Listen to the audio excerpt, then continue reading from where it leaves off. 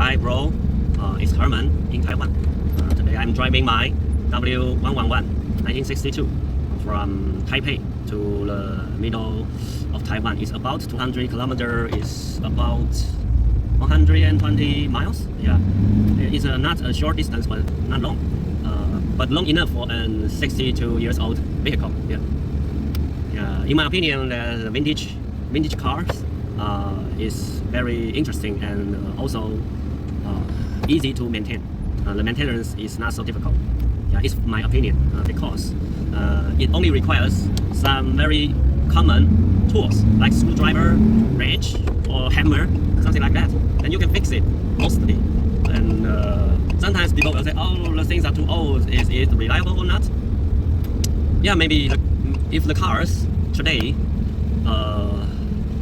drive for 20 years, you will say it's not reliable. But the vintage cars from 60s, 70s, 80s, if you drive it for 20 years, it won't be so unreliable.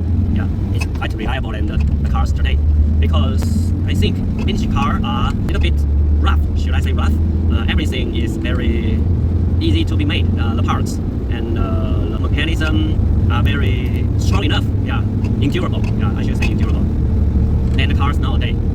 But the disadvantage is the vintage car is not as convenient or smart or easy to drive, to control, or to use from the cars nowadays. Yeah, so but it's also it's fun to drive it because it needs a little bit technique to drive it. Such as most of the vintage cars are manual shift transmission, are manual. People nowadays, at least in Taiwan, there are so few people who can drive manual cars. Mostly are automatic. So when you learned or you familiar with the driving skill of a manual vehicle, you will think it's quite interesting. Sometimes yeah, interesting, but sometimes very not convenient, of course. But mostly it's quite interesting. Such as my car equipped with manual window, so you have to manually scroll up and down the windows. So it's quite interesting, but not convenient. Yeah, but the advantage is it's very difficult to malfunction. Yeah. Mostly the cars with a manual window, I don't think it will broken or out of work. Yeah. But if you use a electronic motor drive window, yeah, always cannot go up, cannot go down, or stuck.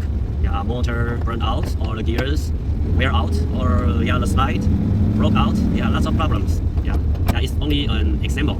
Also the engine of the vintage car are very simple.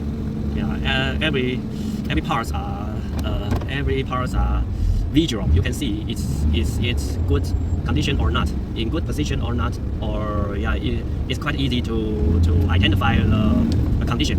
But the cars nowadays, you have to use computers or lots of instruments to verify, to identify the problems. Yeah, and because it's quite complex, there are so many microchips, so many programs working together to make the cars nowadays drive wonderful, smoothly, and yeah, drive what we want it to be.